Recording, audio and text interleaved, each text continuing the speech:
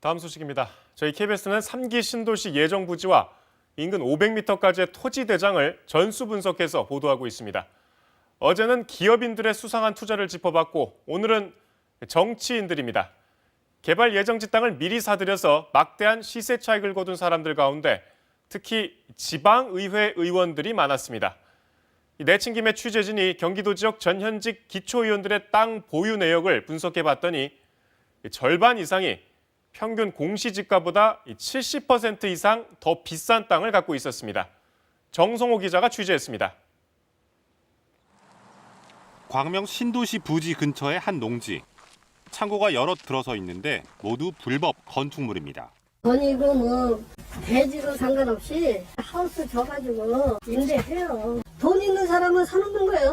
이 땅 주인 조희선 전 광명시의원 가족입니다.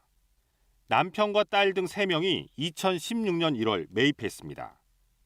같은 날 근처 임야는 물론 2달 뒤엔 논도 사들였습니다. 전체 매입가는 37억 원. 불과 5년 만에 땅값만 최대 3배 올랐습니다. 2016년, 17년 같으면 100만 선? 지금 뭐 250, 막 300 달라니까. 매입 1년여 만에 한 곳은 관광단지로 나머지 2필지는 테크노밸리 부지로 지정됐습니다. 인천 계양구 의회 윤한 의원, 강화, 서구, 계양구 등지에 20필지 41억 원 상당의 토지를 가족 명의로 보유하고 있습니다. 대부분 농지입니다. 사형전 농사꾼이야, 농사꾼.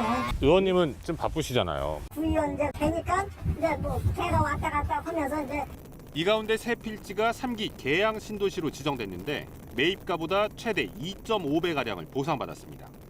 윤 의원, 신도시 발표 2년 전 의회에서 세무공무원에게 농지 공시지가가 실거래가보다 훨씬 높게 책정됐다며 따져 물었습니다. 그런데 신도시 토지보상협의가 한창인 지난 1월엔 정반대입니다. 토지보상 액수가 굉장히 저평가돼 불만이 많다는 겁니다.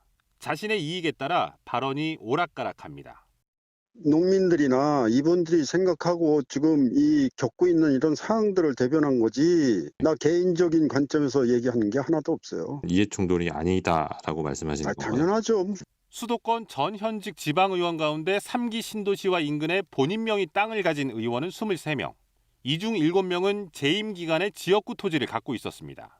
이해충돌 가능성이 높습니다. 이번엔 경기도 전현직 기초의원들의 경기도 땅 보유 내역을 확인해봤더니 458명이 420만 제곱미터의 땅을 갖고 있었습니다. 축구장 520개 넓이로 의원 1명당 9천여 제곱미터를 갖고 있는 셈입니다. 이들 토지의 평균 공시지가는 제곱미터에 27만 원 선, 경기도 평균보다 1.73배 높은 알짜 땅이었습니다. KBS 뉴스 정성호입니다.